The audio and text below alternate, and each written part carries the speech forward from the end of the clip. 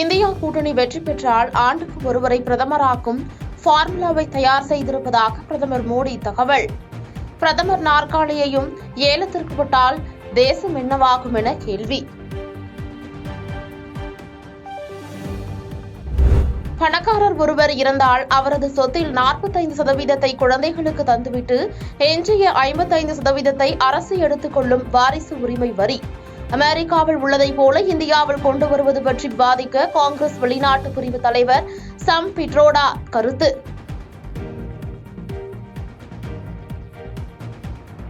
தங்கள் முயற்சியால் ஈட்டும் செல்வம் தங்கள் குழந்தைகளுக்கு கிடைக்காது என்பதை இந்திய மக்களால் ஏற்றுக்கொள்ள முடியுமா என பிரதமர் மோடி கேள்வி. மக்கள் வாழும் போதும் இறந்த பின்பும் கொள்ளையடிக்க வேண்டும் என்பதே காங்கிரஸ் கட்சியின் தாரக மந்திரம் என பிட்ரோடா கருத்துக்கு பதில்.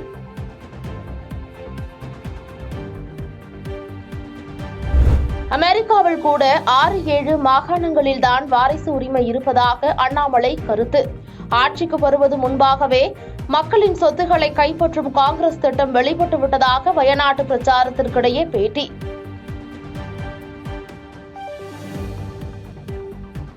பிட்ரோடா சொன்னது போல வாரிசு உரிமை கொண்டு வரும் திட்டம் காங்கிரசுக்கு இல்லை என அகில இந்திய காங்கிரஸ் கமிட்டி தலைவர் கார்கே விளக்கம்.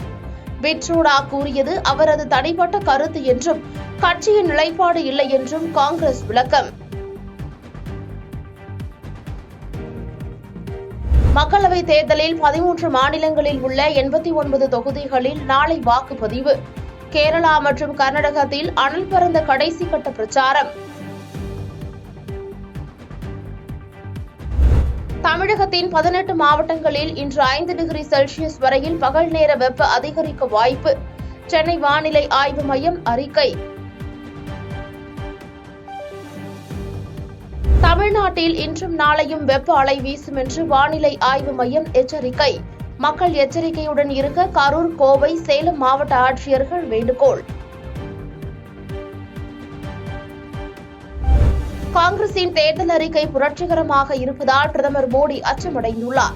கோடீஸ்வரர்களின் தலைவர் மோடி தோல்வி பயத்தில் நடுங்குகிறார் என்றும் ராகுல் காந்தி விமர்சனம்.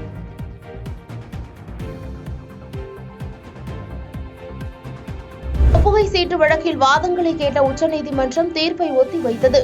சந்தேகத்தின் அடிப்படையில் உத்தரவு பிறப்பிக்க முடியாது என நீதிபதிகள் கருத்து.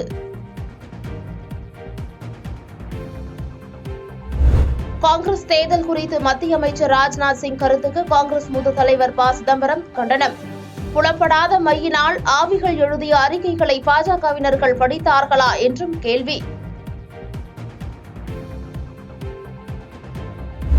20 ஆண்டுகளுக்கு பிறகு மறு வெளியீட்டு மாபெரும் வரவேற்பை பெற்ற கில்லி திரைப்படம். கில்லி திரைப்பட இயக்குநர் தரணி, தயாரிப்பாளர் மற்றும் விநியோகஸ்தர்கள் நடிகர் விஜயை சந்தித்து வாழ்த்து.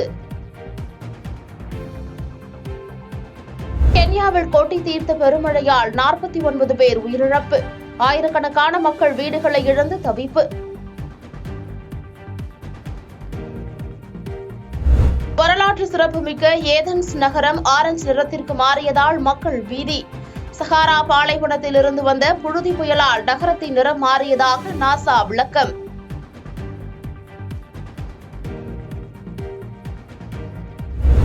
IPL கிரிக்கெட் தொடரில் டெல்லிக்கு எதிரான போட்டியில் குஜராத் டைட்டன்ஸ் போராடி தோல்வி. விறுவிறுப்பான போட்டியில் 4 ரன்கள் வித்தியாசத்தில் வெற்றியை ருசித்த டெல்லி கேபிட்டல்ஸ். பாதகம் செய்பவரை கண்டால் நாம் பயங்கொள்ளலாகாது பாப்பா. மோதி மிதித்து விடு பாப்பா, அவர் முகத்தில் உமிழ்ந்து விடு பாப்பா. அண்மை செய்திகளை உடனுக்குடன் தெரிந்து கொள்ள இணைந்திருங்கள் இயம்நாடு தொலைக்காட்சியுடன்.